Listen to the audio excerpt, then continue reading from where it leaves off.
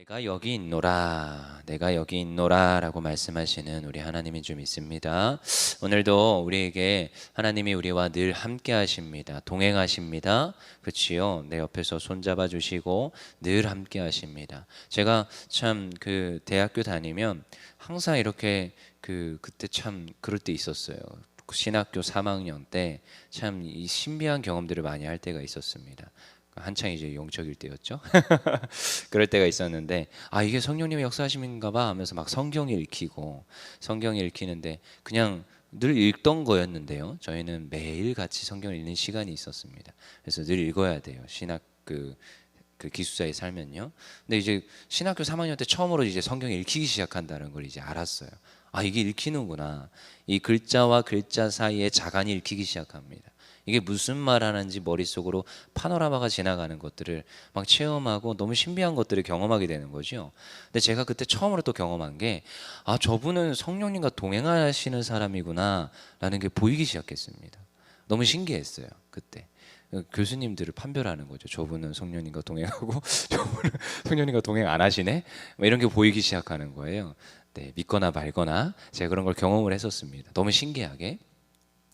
근데 여러분 그렇습니다. 성령님과 동행하는 사람, 하나님과 동행하는 사람이 있는가 반면에 여전히 동행하지 아니하고 오늘 여기서 나오는 내가 여기 있노라 말하는데도 듣지 못하는 이들이 있다라는 것을 우리는 기억할 필요가 있다라는 것입니다. 그래서 오늘 65장에서도 사실은 64장에서 말씀하였던 이사야의 기도에 대한 응답입니다. 이사야가 기도했지요. 하나님 우리의 기도를 들어주십시오.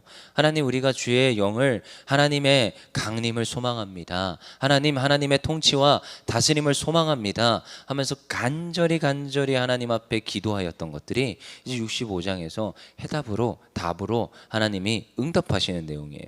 근데 응답하시는데 그렇게 썩 좋지 않은 듯한 느낌으로 이제 이 응답이 이제 이루어지고 있는 걸 보게 되는데요. 우리 한번 봅시다. 65장 1절 한번 읽어보겠습니다. 다시 시작. 나는 나를 구하지 아니하던 자에게 물음을 받았으며 나를 찾지 아니하던 자에게 찾아냄이 되었으며 내 이름을 부르지 아니하던 나라에 내가 여기 있노라 하였노라. 참 그렇지요. 지금 나를 찾지 않던 자들에게 어떻게 했다고요? 하나님께서 자기를 보여주셨다는 거예요. 자기를 계시하셨다라는 거예요. 이게 성경의 말씀입니다. 그치요? 우리가 하나님을 알 수 있는 근거는 극히 적습니다. 그래서 은총 중에 하나님을 알 수 있는 계시 중엔 두 가지가 있다고 했습니다. 일반 계시와 특별 계시. 일반 계시는 저 세상 만물을 바라보면서 하나님을 알 수 있지요. 근데 세상 만물과 뭐 여러 가지 지혜를 탐구하고 지식을 탐구한다고 하나님을 아는 지식에 이르기는 굉장히 말이 안 됩니다. 사실 알 수가 없습니다. 거의. 그래서 어떤 신적 존재는 있겠구나라고 할 수 있지 여호와 하나님이라는 이 분을 알기는 쉽지가 않습니다. 그래서 어떤 공부 진짜 많이 한 사람들은 정말 이 세상의 이치를 탐구하는 사람들은 신은 있겠구나 여기까지는 도달을 해요. 근데 하나님이 만물을 창조하시고 지금도 우리에게 구원 계획을 이루고 계신다 이것까지도 이룰 수가 없습니다. 그래서 하나님이 무엇을 주셨냐? 특별 계시, 성경을 주는 거예요. 성경을. 내가 세상을 이렇게 창조했고 너희가 이렇게 죄악을 범했음에도 내가 너희를 이렇게 구원하고자 지금까지 너희를 인도했다. 이 내용이 지금 특별 계시인 성경의 말씀이죠. 그렇지만 일반 계시는 누구에게도 다 주는 거예요. 믿지 않는 자들, 부르지 않는 자들에게도 동일하게 주십니다. 그래서 어제도 비가 내렸고 지금 축적하지요. 근데 저 비는 믿는 자들에게만 주는 게 아니에요. 믿지 아니하는 자들에게 동일하게 주시는 것이 또한 하나님께서 또한 베풀어 주시는 것이 그 은혜인 줄 믿습니다. 그래서 어떻게 했다고요? 너희가 나를 부르지 아니하였어도 내가 여기에 있노라 말하였다. 이게 계시입니다. 하나님이 하나님 자신을 스스로 드러내는 것. 그 다음에 2절에 내가 종일 손을 펴서 자기 생각을 따라 옳지 않은 길을 걸어가는 패역한 백성들을 불렀나니 어떻게 해요? 옳지 않은 길을 자기의 소견대로 옳은 대로 행하며 옳지 않은 대로 가는 그들을 어떻게 했다고요? 여전히 불렀다는 거예요. 여전히 그들을 불렀고 그들을 구원하고자 애썼다라는 것입니다. 하지만 그들은 어떻게 하였다? 듣지 아니하였다. 우리 3절 4절 읽겠습니다. 시작. 곧 동산에서 제사하며 벽돌 위에서 분향하여 내 앞에 항상 내 노를 일으키는 백성이라. 그들이 무덤 사이에 앉으며 은밀한 처소에서 밤을 지내며 돼지고기를 먹으며 가증한 것들의 국을 그릇에 담으면서 이 악한 짓을 지금 하더라는 거예요. 여전히 내가 그들에게 말을 하였고 내가 여기 있다, 내가 그 패역한 길로 가는 자들을 다시 옳은 길로 행하라, 그렇게 말을 했음에도 불구하고 그들은 다시 돌아오지 아니하였다. 여러분, 성경에선 하나님이 뭐 주일 저녁에도 제가 설교를 했지만 모든 사람을 구원하기를 원하십니다. 하지만 기억해야 됩니다. 예수 믿고 끝끝내까지 안 돌아온다, 그 멸망의 길이 정해져 있습니다. 그래서요, 하나님은 그러셨어요. 계속 성경에서 그러잖아요. 천국이 있고 지옥이 있다. 지옥이 있다. 그래서 나사로와 부자와 나사로 이야기가 있지요. 지옥 가요. 근데 어떻게 해요? 끝끝내까지 안 돌아오는 이들. 여러분, 우리는 잘 생각해 봐야 됩니다. 그냥 두 손 두 발 놓고 그냥 가만히 있을 수가 없어요. 내 자녀들이 예수님께 돌아오지 않아요. 그러면 끝끝내까지 하나님 앞에 부르짖어야 되는 거예요. 내 지금 주변에 어머니 아버니가 지금 친척들이 돌아오지 않아요. 그러면 끝끝내까지 부르짖어야 돼요. 그리고 찾아가서 복음 전해야 돼요. 제가 한 달 전부터 꽤 됐죠. 한 거의 2달 됐는데 누가 저한테 자꾸, 요즘 저한테 뭐 이것저것 해달라는 사람들이 많아요. 강의를 해달라, 뭘 가르쳐 달라. 근데 제가 맡은 자로서 가르쳐 줄 수 있으면 시간이 나는 한도 내에서, 또 마침 교회 방학 기간이었고 해가지고 제가 그 친구를 이제 좀 가르쳐 줬습니다. 친구라고 하기도 뭐하죠? 저보다 나이 많은 누님이니까. 근데 이제 같이 신학을 공부했던 누님인데 이렇게 교회를 이제 구상을 중이에요. 그래서 평생교육원 쪽으로 이제 생각을 하고 있더라고요. 그래서 그런 쪽으로 하는데 제자 훈련을 어떻게 시켜야 되는지 모르겠습니다. 뭐 이렇게 접근을 하는 거죠. 그래서 제자 훈련을 좀 가르쳐 주고 있어요. 가르쳐 주면서 제자 훈련의 내용은 딱 한 가지입니다. 예수 복음 전하는 거예요. 그럼 복음을 어떻게 전할 거냐? 복음을 어떻게 훈련시킬 거냐? 이 복음을 어떻게 그들에게 가르쳐 지키게 할 거냐? 이게 핵심 포인트거든요. 그래서 거의 2달 동안 계속 그것만 가르쳐 줬습니다. 그래서 계속 가르쳐 주고 했는데 하필 이 2달 사이에 어머니 아버니가 위독해지신 거예요. 둘이 동일하게. 그래서 지난주에 아버님이 소천하게 되십니다. 근데 참 신기하죠? 원래 사실 2달 전에 소천을 했어야 돼요. 근데 이제 그런 경우 있잖아요. 죽는다 하고 이제 병원에서 연락이 왔는데 갔더니 어떻게 살아난 거예요. 근데 그 상간에 저한테 또 부탁을 해서 복음 이렇게 제시하는 것들을 배운 거죠. 사실은 신학교만 이렇게 나와서 복음 전하는 게 쉽지가 않습니다. 근데 이제 복음 전하는, 이렇게 복음을 전해야 되는구나 알고 그 상간에 병원에 가서 간호를 하면서 복음을 전한 거예요.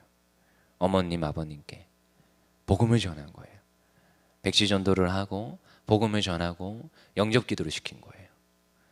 그 교회를 끌고 오기 쉽지 않은 상황이잖아요. 누워있는 그 동안.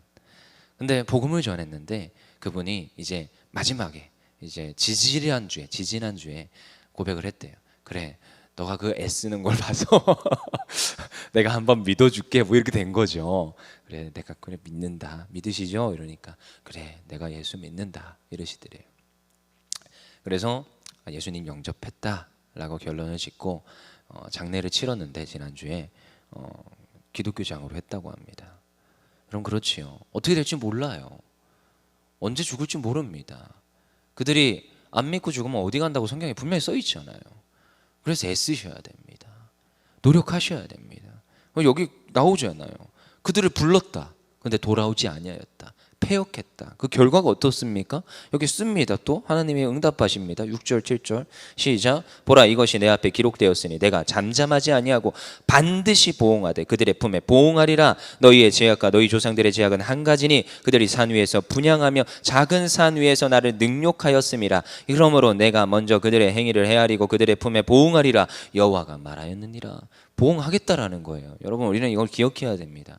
하나님은요 그냥 사랑이십니다. 맞죠? 근데 그저 사랑이 아니라 사랑과 공의의 속성을 같이 가집니다. 그래서 저는 옛날에 이 사랑과 공의 가지고 굉장히 씨름을 많이 했어요. 교수님한테 맨날 질문하는 단골 질문 중에 하나였습니다. 막 어쩌고 사랑이시고 은혜를 베푸시고 긍휼을 베푸시기를 좋아하시는 분이래. 근데요, 교수님, 왜 하나님을 심판하십니까? 그러면서 항상 교수님이 했던 말씀이 사랑의 앞면과 공의의 뒷면, 그러니까 부정적인 게 공의가 아니라 항상 동일하게 가신다는 거예요. 이게 속성이라는 거예요. 그러면서 늘 하셨던 말씀이 부모님이 자녀를 왜 때리냐, 미워서 때리냐. 요즘은 미워서 때리고 죽이는 부모도 있는 것 같지만 그렇지 않습니다. 왜 때립니까? 잘 되기를 원하시고 돌이키기를 원하시고, 이게 부모의 마음입니다. 그래서 저도 어릴 때부터 그러죠. 사랑의 매를 맞았다고요? 이상하죠. 강목에다가 테이프를 칭칭칭칭 갑더니 사랑의 매라고 써라 저한테 던져줍니다. 사랑의 매라고 육각형에다가 다 써요. 쫙쫙쫙쫙쫙. 죄의식을 좀 덜기 위해서 그걸 쓰라고 하셨는지 모르겠는데, 근데 그때 그거 한 5대 맞으면서 정신갱신이 됐었어요. 아, 이러면 안 되는구나. 어른이께 함부로 하면 안 되고, 거짓말하면 안 되고, 내가 죄를 지으면 안 되고, 이런 것들을 깨닫게 됩니다. 통증이 와야 되더라고요, 사람은. 그러니까 이 지금 매를 왜 듭니까? 매를 왜 드냐? 그 자녀가 잘 되길 원하고 바른 길로 가기를 원합니다. 그게 부모입니다. 그래서 그냥 그저 그렇게 내버려 두는 건 고아와 같은 거예요. 고아처럼 내버려 두는, 나와 상관없다라는 것과 동일합니다. 그러니까 하나님은 사랑이신데 공의의 하나님이십니다. 이거 우리가 잘 기억해야 되는 점이 있습니다. 오늘도 우리를 보응하시겠다라고 윽박 지르는 거는요, 생각해 봐야 됩니다. 너가 끝끝내 돌아오지 않으면 보응합니다. 근데 그건 하나님의 말씀대로 그대로 되게 돼 있습니다. 하지만 이 말의 저변에는 또 뭐가 깔려 있습니까? 사랑이 깔려 있습니다. 돌아와라. 내 백성아, 내가 너를 불렀다. 지금도 내가 여기 있다 말하는 이유가 무엇입니까? 돌아오라, 돌아오라, 돌아오라. 돌아오기만 하면 어떻게 합니까? 구원하시겠다라는 거예요. 우리 한번 다시 11절 읽어보겠습니다. 이게 성경이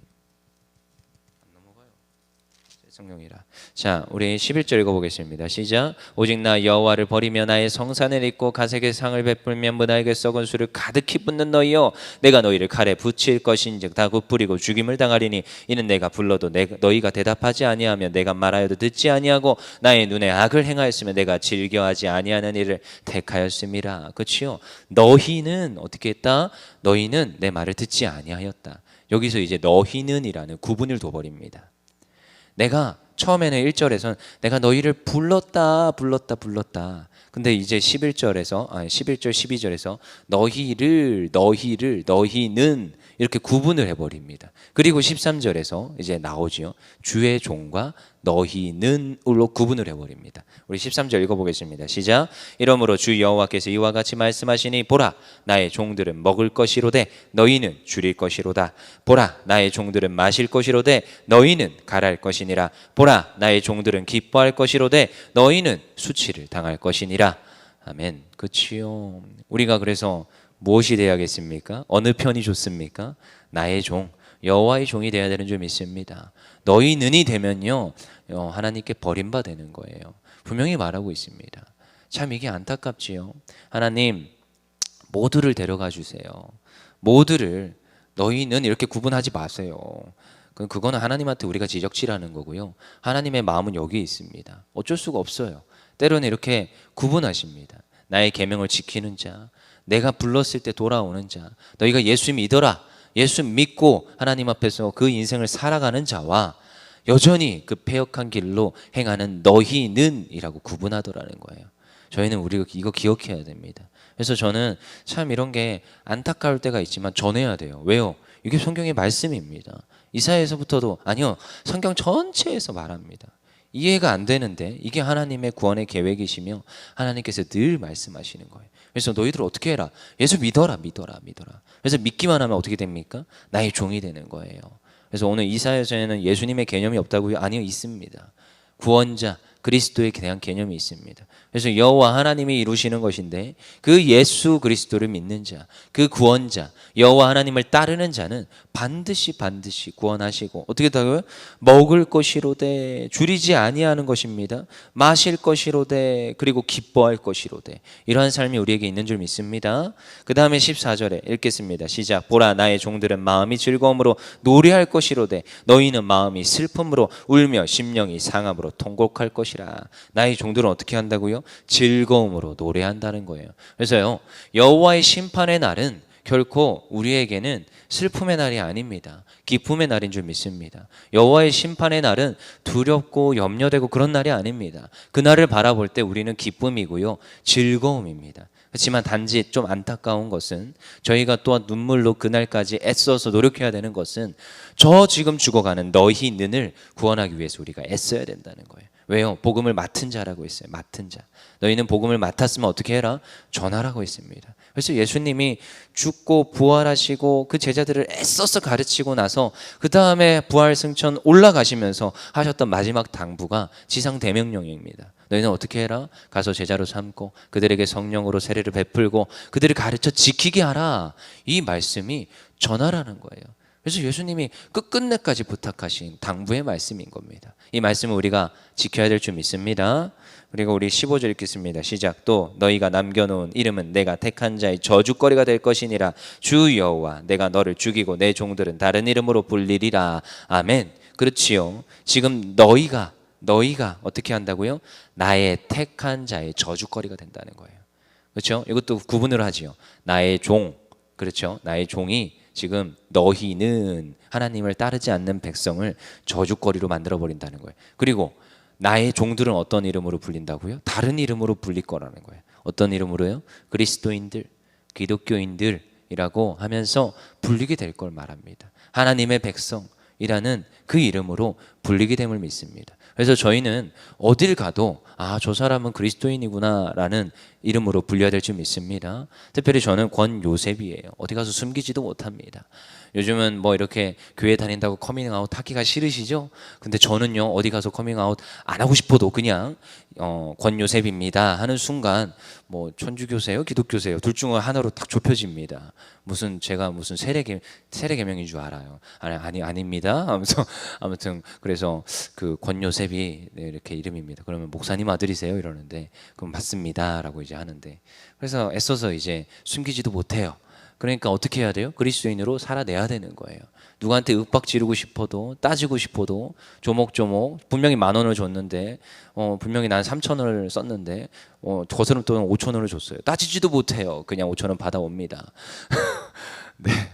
농담 같지요? 네. 그냥 그러려니 해요. 왜냐? 그리스도인이니까. 별거 아니지만 그냥 그리스도인이니까 참아주고 그냥 인내하고 견디고 좀 불공평해도 그냥 참고 지나가는 거예요. 누구의 영광을 위해서?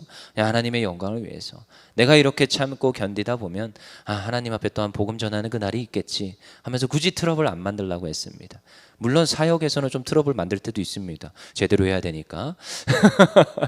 아무튼 우리 15절, 16절 읽고 마치겠습니다. 16절 읽고 마치겠습니다. 시작. 그러므로 땅에서 자기를 위하여 복을 구하는 자는 진리의 하나님을 향하여 복을 구할 것이요 땅에서 맹세하는 자는 진리의 하나님으로 맹세하리니 이는 이전 환난이 잊어졌고 내 눈앞에서 숨겨졌음이라. 아멘. 그래서 오늘 우리가 무엇을 구해야 됩니까? 하나님 오늘도 우리를 도우시고 일하여 주시옵소서. 여기 16절에 나오는 진리의 하나님을 향하여 복을 구하라. 진리의 하나님을 향하여 복을 구하라. 분명히 말씀하시는 줄 믿습니다. 그래서 오늘도 우리가 의지하고 소망하고 붙들어야 될 분은 하나님이신 줄 믿습니다. 하나님이 우리의 삶 가운데 역사하시면요, 하나님께서 우리의 삶을 통치하시고 다스리시면요, 우리의 삶은 잘 되는 줄 믿습니다. 우리의 삶만이 아니라 우리가 가는 그 지경, 가정, 우리가 가는 모든 직장, 사업장, 우리가 다스리는 수많은 그 자녀들과 수많은 사람들, 하나님 그들에게 하나님의 통치와 다스림, 이 진리의 하나님의 개입하심 있게 하여 주시옵소서. 그렇게 기도하는 우리 성도님들 되기를 간절히 소망합니다. 우리 시간 기도하며 나아갑시다.